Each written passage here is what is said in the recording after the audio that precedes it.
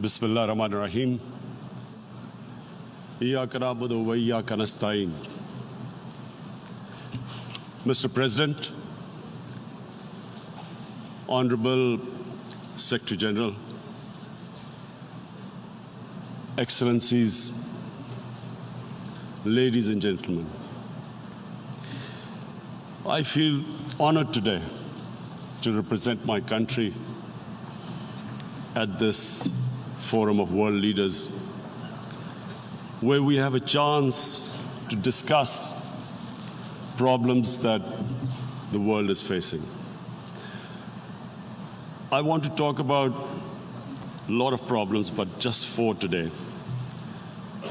And I especially came to this forum despite a difficult time in my country, facing challenges.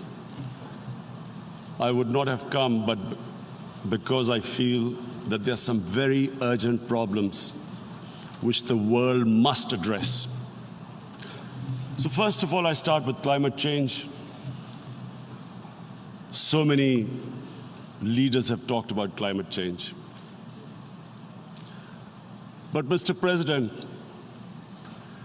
I feel that there is a lack of seriousness. Perhaps world leaders do not, some of the leaders who can do a lot, do not realize the urgency of the situation. We have a lot of ideas, but as someone said, ideas without funding is mere hallucination. Pakistan, I'll give you an start with my own country.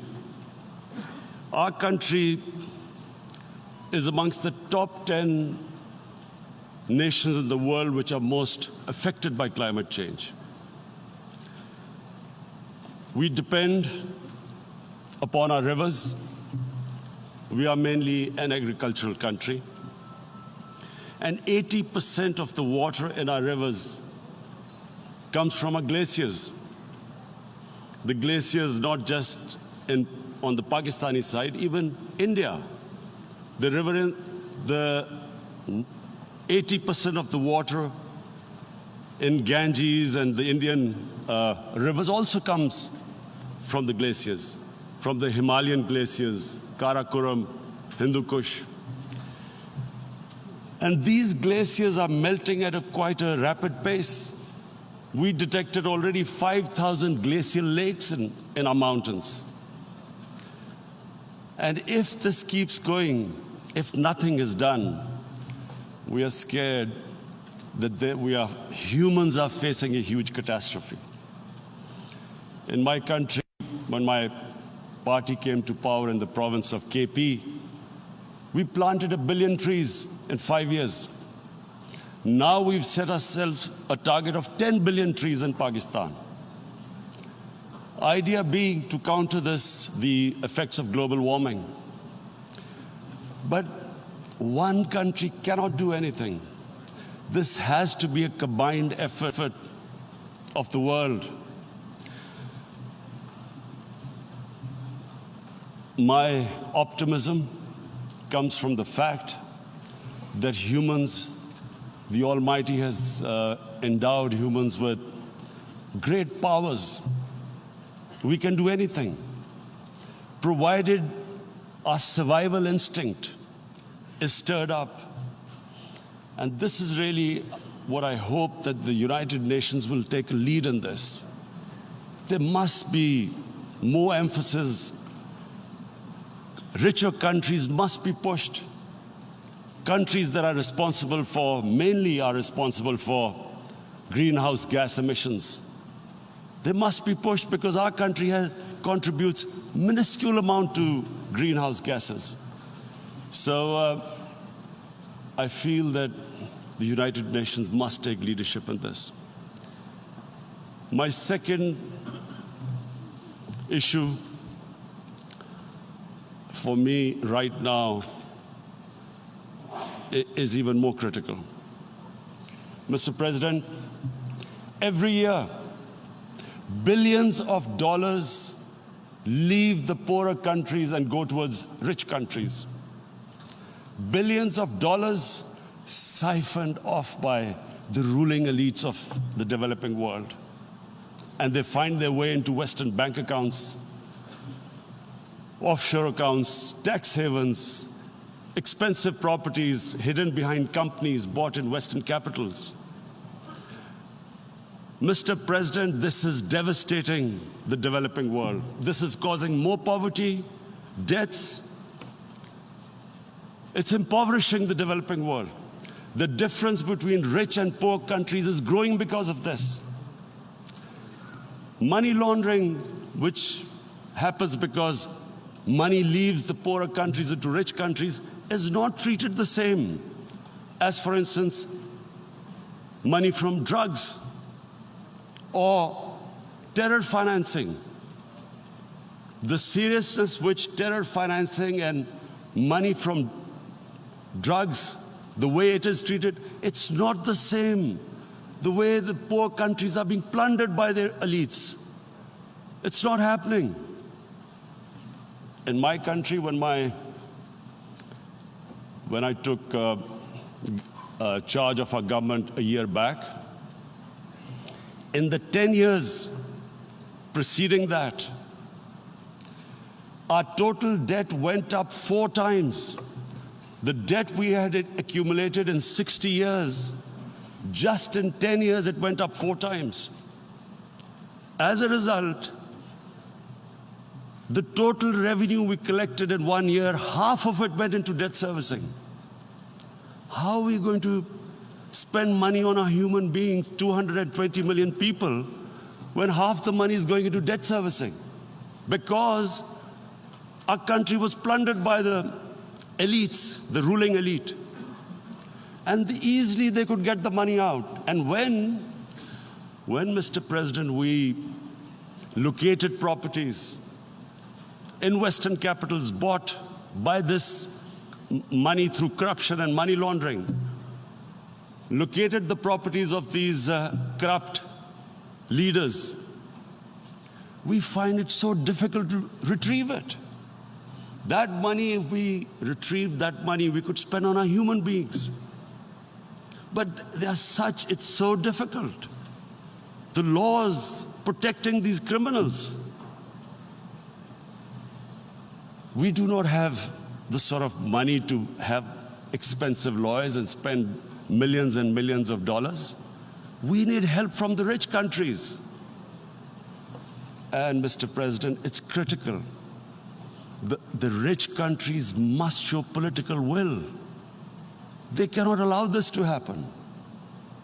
How can the poor countries spend money on human development, which the United Nations asks, SDG? How are we going to do it when this money can easily leave our countries? So, unless the rich countries intend to build walls to stop economic refugees coming as we see right now, they must take action. They must take action now. It must be a deterrent. Corrupt ruling elites should not be able to take money out easily and park it into foreign bank accounts and into these properties abroad. And I never understand why. Why do we have these tax havens? Why is this allowed? Why shouldn't rich people pay taxes? Why is it legal to have these tax havens where you have these secret accounts? Because, the world is changing. The population of the world is growing. Sooner or later, you're going to have a crisis. If the poor get poorer and the rich get richer, there is going to be a crisis sooner or later. So this is my second point. I hope that the United Nations takes a lead in this. It involves the IMF, the World Bank, Asian Development Bank. They must find a way of stopping this plunder of the developing world. My third point is Islamophobia. There are 1.3 billion Muslims in this world. There are millions of Muslims living in other countries, European countries, in the US, as minorities. Islamophobia since 9/11 has grown at a pace where it is alarming. Human communities live together. There should be understanding amongst them. But Islamophobia is creating a division. Muslim women wearing hijab, it's become an issue. It's become an issue in some countries. Hijab is some sort of a weapon. A woman can take off her clothes in countries, but she can't put on more clothes. How is this happening? Because of Islamophobia. And how did this Islamophobia start? After 9/11. And why did it start? Because certain Western leaders equated terrorism with Islam. Islamic terrorism. Radical Islam. What is radical Islam? There is only one Islam, and that is the Islam we follow of Prophet Muhammad sallallahu alaihi wasallam. There is no other Islam. Radical Islam, Islamic terrorism, what message did they send to people in the West? And why is there Islamophobia? How is a person in New York, in the Midwest, in the US, in European capital, how is he going to distinguish between who is a moderate Muslim and who's a radical Muslim? Because terrorism has nothing to do with any religion. This Islamic terrorism, Islamic radicalism, and sadly used by leaders, this has been the main reason for this Islamophobia. And it has caused pain amongst Muslims. We in Muslim countries watch this Islamophobia traveling abroad, and it's getting worse. And may I just say, Mr. President, that in European countries, it is marginalizing Muslim communities. And we all know that marginalization leads to radicalization. Some of the people who ended up as militants in Syria and other places were from marginalized Muslim communities. And my point here is that we must address this issue. I'm sad to say that we Muslim leaders have not addressed this issue either. After 9/11, when this thing came about war against radical Islam, rather than Muslim leaders trying to explain to the West that there is no such thing as radical Islam, in all human communities, they are radicals. They're liberals and rest are moderate. All human communities, Christians, Jews, everyone has it. But Islam is not radical, neither Judaism, neither Christianity, neither Hinduism. No religion preaches radicalism. The basis of all religion is compassion and justice, which differentiates us from the animal kingdom. But unfortunately, the Muslim leadership was so scared of being called radical Islam that all of them became moderates. In Pakistan, we were in the eye of the storm, and our government coined a phrase called enlightened moderation. No one knows what it meant, but everyone started putting on Western suits that they were moderates, started speaking. Even those who didn't know English would speak English because they were moderates. No one had a clue what it was, because we, in the Muslim world, did not explain to the West that there is no such thing as radical Islam. One of the reasons why, after 9/11, Islam was supposed to be equated with terrorism was suicide attacks. Because the 9/11 bombers did a suicide attack, all sorts of theories came up that the Muslims are involved in suicide attacks because they will get virgin in heavens. Some came up with, what about women, suicide attackers? So this bizarre thing happened. No one explained. Suicide attacks and Islam were equated. No one did research that before 9/11, the majority of suicide attacks in the world were by Tamil Tigers, who were Hindus. No one blamed Hinduism, and quite rightly. What has Hinduism got to do with what desperate people were doing in Sri Lanka? We all know about, we've seen films about Japanese kamikaze pilots at the end of the Second World War doing suicide attacks. No one blamed the religion. But here we were trying to prove we were moderates and not explaining to the West. But the most important thing I wanted to say here today, in explaining this Islamophobia, Mr. President, and I feel it's very important because I've spent, because of I played professional sport in England, I spent a lot of time there, so I know how the Western mind works and how West views religion. So where the misunderstanding about Islam came, and one of the reasons it caused Islamophobia. That was, in 1989, this book was published, maligning, insulting, ridiculing our Prophet Muhammad sallallahu alaihi wasallam. And there was a reaction in the Muslim world. The West couldn't understand what was the problem. Because in the West, because I have spent so much time in the West, religion is perceived completely differently. They don't look upon religion like we do. And so Islam was supposed to be an intolerant religion. It was against freedom of expression. And Islam took a real beating 30 years ago. I still remember it became a watershed. And every 2 or 3 years, someone would malign our Prophet, peace be upon him. There would be a reaction by the Muslims. And again, it was Islam, an intolerant religion. Again, this time,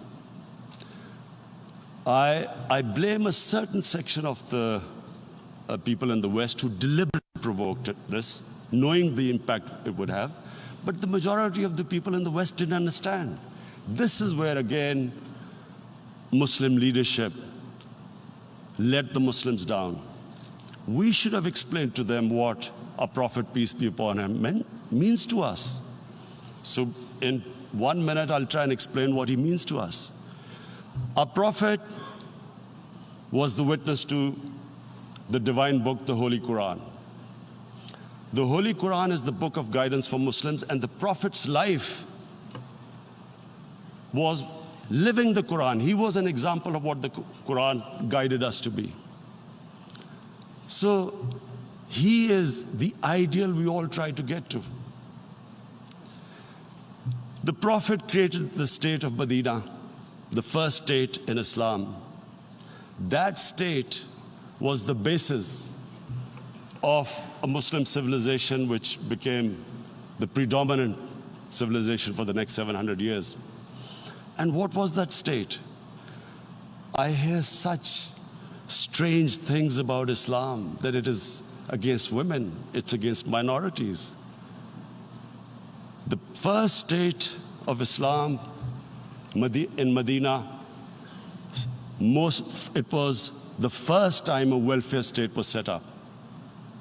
The state took responsibility of the weak, widows, orphans, poor people, handicapped. It taxed the rich, spent the money on the poor. The state announced that all human beings are children of Adam, hence equal, whatever the color of their skin. The state announced, the Prophet announced that, and slavery, the whole system depended on slavery as it did for many years in the Western societies. The Prophet said that one of the greatest deeds is to free a slave. But because the society depended on slavery, he said, but if you have to, treat them as an equal member of the family. And as a result, something happened in a Muslim world which hasn't happened in any other civilization. Slave dynasties appeared. Slaves became kings. The Mamluks, slaves who ruled Egypt. In India, there were slave dynasties. And then, with minorities, again, you hear that Islam is supposed to be against minorities. Let me just make this clear. In Islam, the Prophet announced that everyone was free to practice his religion. It was a sacred duty to protect the places of worship of all religions. He announced that every person is equal in front of law, whatever his religion or his color. And this incredible case, and I always quote this, that the fourth Khalifa, the head of state of Medina, he lost a court case against a Jewish citizen. So, number one, it showed there was a rule of law, no one was above law. And number two, that a Jewish citizen was an equal citizen. So, Mr. President, when a Muslim society is unjust to its minorities, it is going against the religion of Islam and our Prophet, peace be upon him. So, it is important to understand this. The Prophet lives in our hearts. When he's ridiculed, when he's insulted, it hurts. As we human beings understand one thing: the pain of the heart is far, far, far more hurtful than physical pain. And that's why the Muslims react. And I always thought that if I ever had this stage, I would try and explain this to the world community, especially to the Western community, because having lived in the Western community, people didn't understand this. When I first went as a teenager to England, there was a comedy film on Jesus Christ. It's unthinkable in Muslim societies. So we need to explain that, look, in a human community, we must be sensitive to what causes pain to other human beings. We have, in the Western society, and quite rightly, the Holocaust is treated with sensitivity because it gives the Jewish community pain. That's all we ask. That do not use freedom of speech to cause us pain by insulting our holy prophet. That's all we want. And now, the number fourth point, Mr. President, and this is the most critical point, is the reason why I especially came here. It is about what is happening in Kashmir. Before I go on this, I want to make one thing clear, that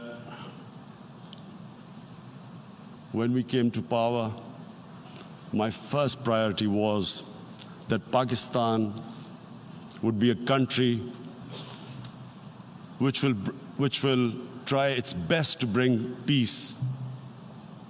We had been through this war on terror. We joined the United States war on terror after 2001. And Pakistan went through one of its worst periods where 70,000 Pakistanis died and over 150 billion was lost to our economy.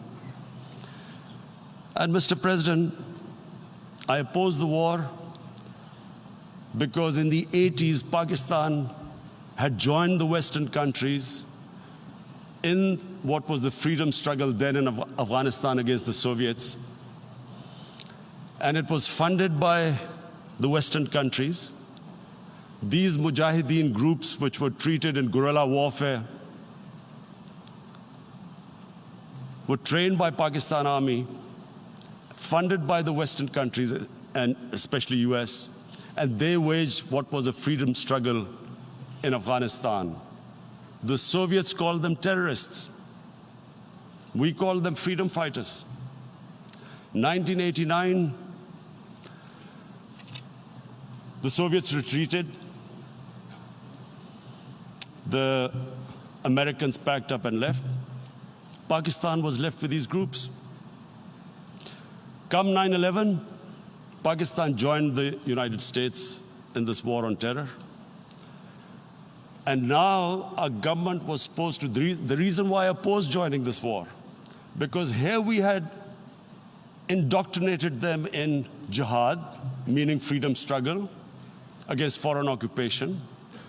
Now, because we had joined the US, and the US had occupied Afghanistan, now we were supposed to tell them that, no, this is not freedom struggle and jihad, it's terrorism. So that's why I tried to tell then government that, stay neutral, because you will have leverage over them.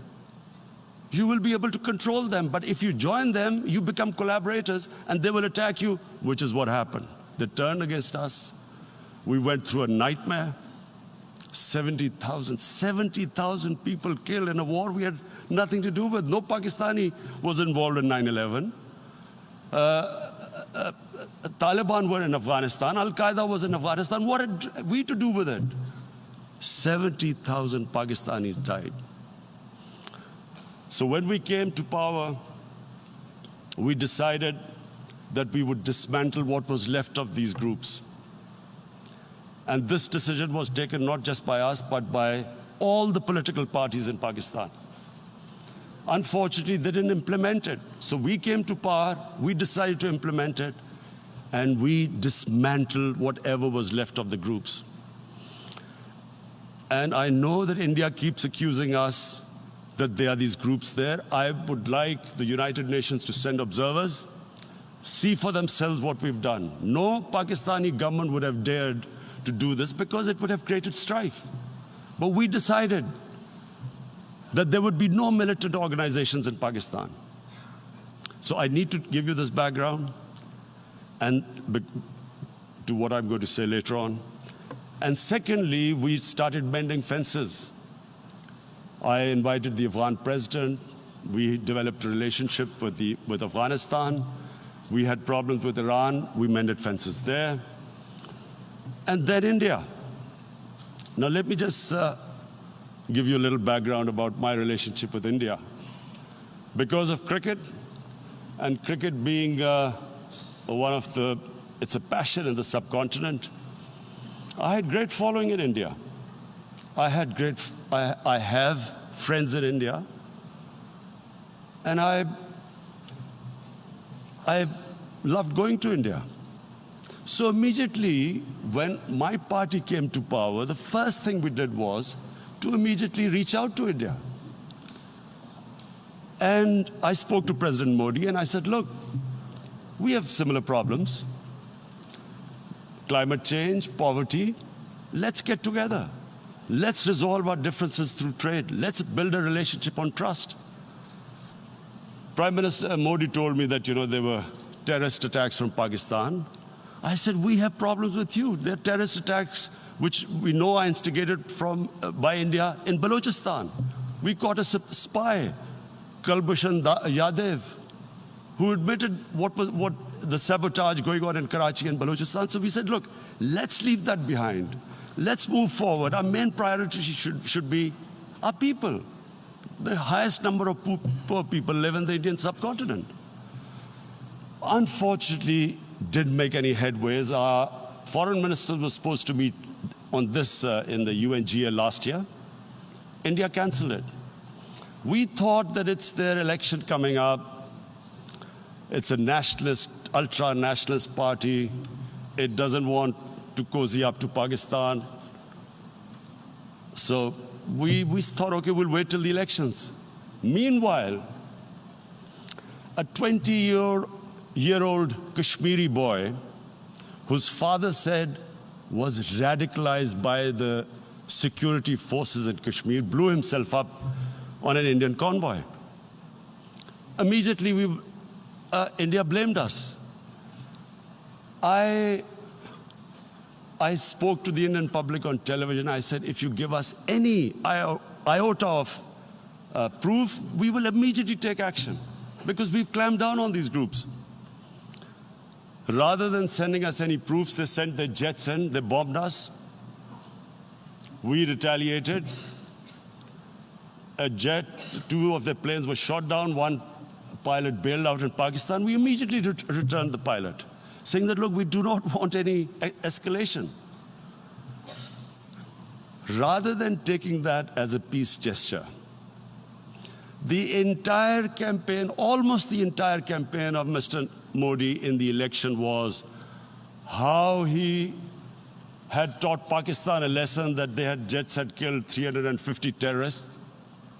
Complete lie. They had just killed about 10 trees of ours, which was quite painful given that, we are growing all these trees. He then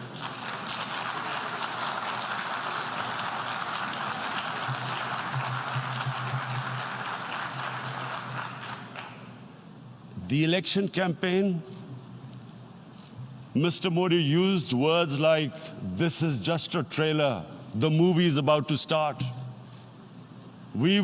I went into Pakistan and taught them a lesson. This was the election campaign. Okay, so we thought, us politicians make all these statements to win elections. So, okay, after elections, we'll get back to our normal relationship.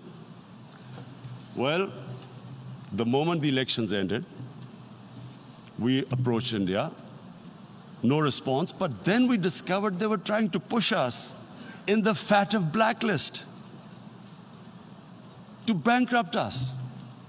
That's when we realized there was an agenda. And that agenda became obvious on the 5th August when India went against 11 United Nations Security Council resolutions, which say that Kashmir is a disputed territory and the people of Kashmir have the right of self-determination. They went against that. They went against Simla Accord, which is about bilateral, sorting out our differences through bilateral means, went against that. They actually went against the Indian Constitution. Illegally, they revoked Article 370, which gave Kashmir the special status. They got an extra 180,000 troops there. Total number of security forces in Kashmir now are 900,000. And they put 8 million people of Kashmir under curfew.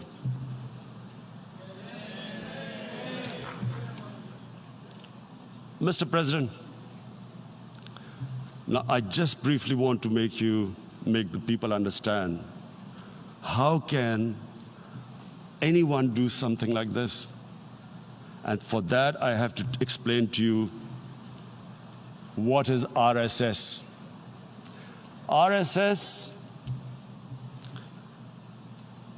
Mr. Narendra Modi is a life member of RSS. RSS was an organization that was inspired by Adolf Hitler and Mussolini, came about in 1925. They believed in racial purity, racial superiority. They also believed they were an Aryan race, like the Nazi believed they were an Aryan race. All that I'm saying can be verified. This is the time of information revolution. You can Google all this, what I'm saying. But it is very important for me to explain this to you so you know what is happening in India. This RSS believed in the ethnic cleansing of Muslims from India. At one point, there was racial superiority of the Hindu race. Secondly, it was hatred for the Muslims and for the Christians, because they believed that this golden age of Hindu civilization was stopped because of Muslim rule centuries back and then the British rule of India. So it was racial superiority and hatred for Muslims and Christians. This is openly stated. You look at the founding fathers of RSS, Golwalkar and Savarkar. Just Google them and you'll find out. And this ideology of hate is what murdered the great Mahatma Gandhi in 1948. It was this ideology of hate that made Narendra Modi in 2002 do a pogrom against Muslims in Gujarat when he was the chief minister. He allowed 3 days for these RSS goons who were inspired by the Hitler brown shirts. They actually wear brown shirts. This RSS, the Congress Home Minister gave a statement that in RSS camps, terrorists are being trained. And these terrorists butchered 2,000 Muslims and 150,000 Muslims were made homeless. Narendra Modi could not travel to the US because of that. And I need to make you understand this background before I explain to you that what sort of a mindset would lay siege to 8 million people with 900,000 troops. Women, children, sick people, locked in as animals. In fact, of what I know of England, if 8 million animals were locked in, the RSPCA would have made a lot of noise about it. These are human beings.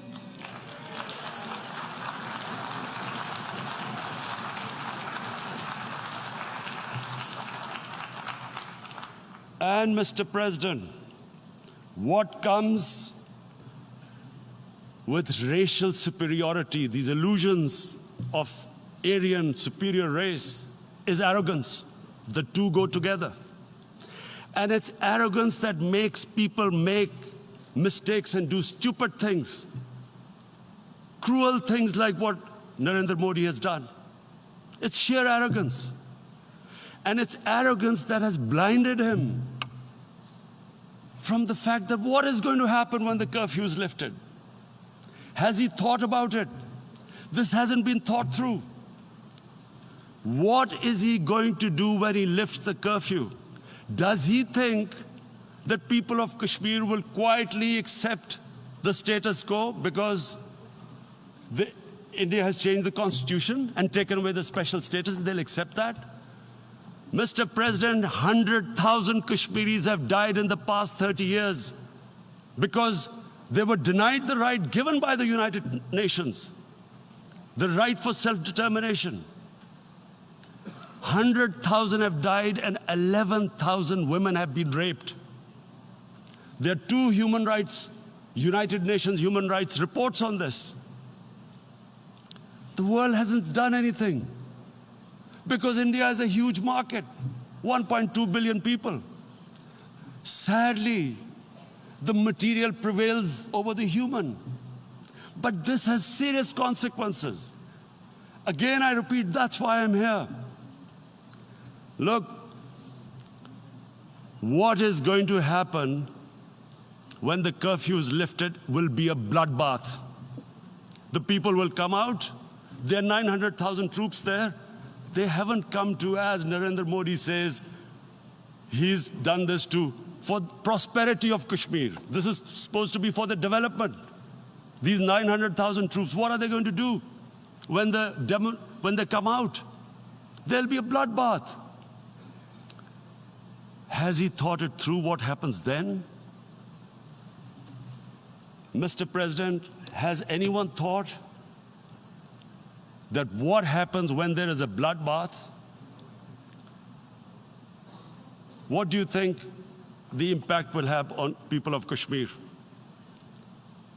What do you think they will think? The way they have been boxed in their houses, treated like worse than animals, no rights. Thousands of all the political leadership has been arrested, taken out of Kashmir.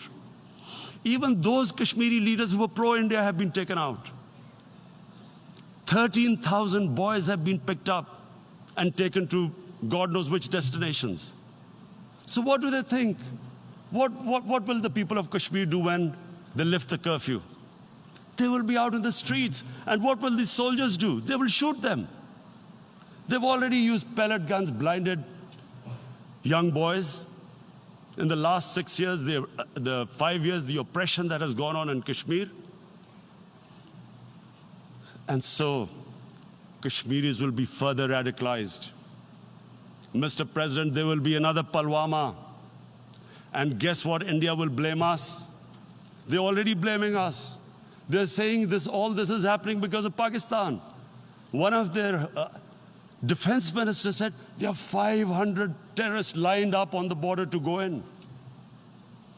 Why would Pakistan send 500 terrorists when there are 900,000 troops? What impact are they going to make? What will they do? And don't we know that the moment there is some terrorist attack, all that will happen is there'll be further cruelty and oppression of the people of Kashmir. We will just give the 900,000 troops to further crush the people of Kashmir. And then we'll give the Indian government an excuse that, look, Pakistan is a terrorist state, and this mantra that has gone on, Islamic terrorism. The moment you use this catchword, Islamic terrorism, the whole world turns away. No one talks about human rights. You can do whatever you want, which is what has happened in Kashmir, because they keep using this word, Islamic terrorism. And this is what they're doing right now. What do we benefit from further increasing the cruelty on the people of Kashmir? And why would we want this? But there is no other narrative left for India. As when they lift the curfew, whatever happens, Pakistan will be blamed, and there is always a danger of another Pulwama. They might come and bomb us again, and then another cycle might start. And what does Narendra Modi think that 180 million Muslims of India are thinking right now? Aren't they watching these Kashmiris stuck inside for 55 days they've been stuck in? Aren't they watching? What do you think? Don't you think that the Muslims will be radicalized in India? And I'm talking about 180 million people. And when they get radicalized, there will be some incident in India somewhere down the line. Again, we will be blamed. And I'm warning you right now, again, we will be blamed. And Mr. President, what about 1.3 billion Muslims who are watching this? And they know that it is only happening in Kashmir because they're Kashmiri Muslims. This is not happening to Kashmiri Hindus. They know that this is happening because of their religion. So what do you think they will be thinking? What do you think the Jewish community would think if they were, forget 8,000 Jews stuck like this? What do you think Europeans would think? What do we think? I mean, any human community, if their members are stuck like that, what do you think they will think? Are we a children of a lesser God? Is it not going to cause us pain? And then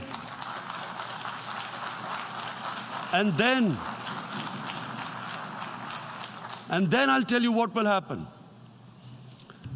People will, in the 1.3 billion Muslims, someone will pick up arms.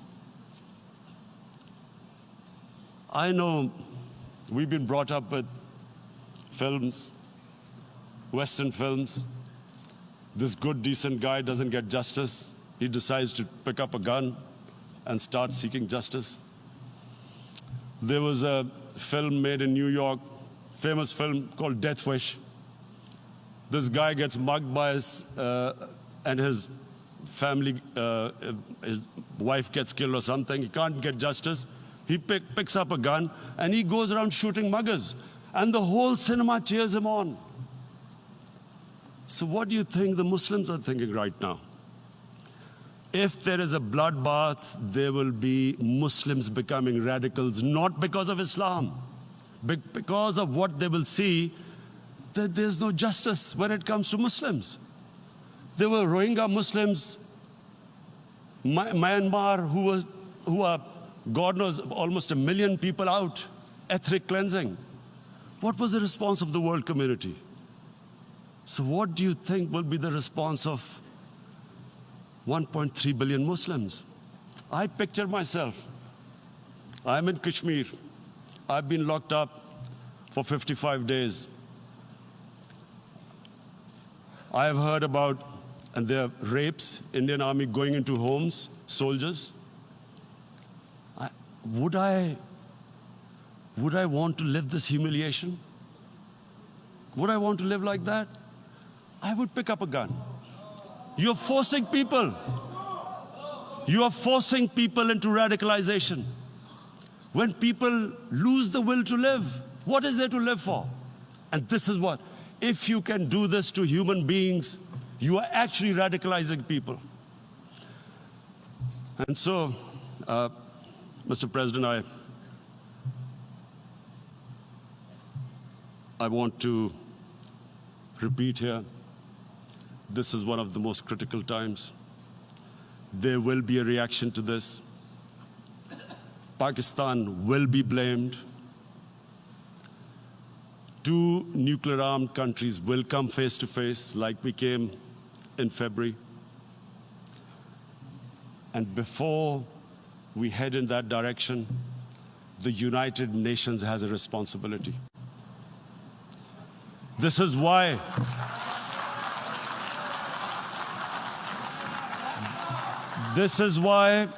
the United Nations came into being in 1945. You were supposed to stop this happening. I feel we are back to 1939, Munich. Czechoslovakia has been taken, annexed. What is the world community going to do? Is it going to appease a market of 1.2 billion, or is it going to stand up for justice and humanity?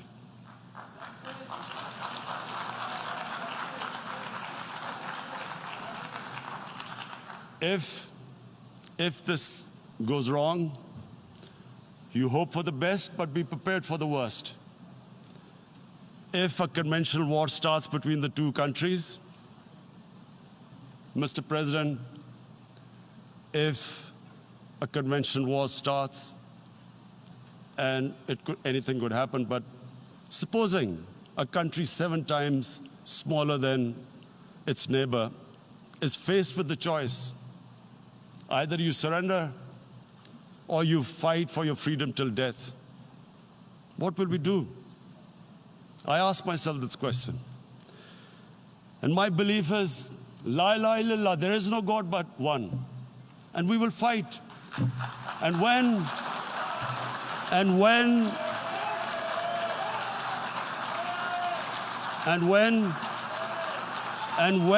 a nuclear-armed country fights to the end, it will have consequences far beyond the borders. It will have consequences for the world, which is why I repeat I'm here. Because I'm warning you, it's not a threat. It's a fair worry that where are we headed? And I've come here to tell the UN, you've got to, this is a test for the United Nations. You are the one who guaranteed the people of Kashmir the right of self-determination. They are suffering because of that. And this is the time. This is the time not to appease like in 1939 appeasement took place. This is the time to take action. And number 1 action must be that India must lift this inhuman curfew, which has lasted for 55 days. It must free all political prisoners, and especially those 13,000 boys that have been picked up. Parents don't know where they've disappeared. And then the world community must give the people of Kashmir their right of self-determination. Thank you.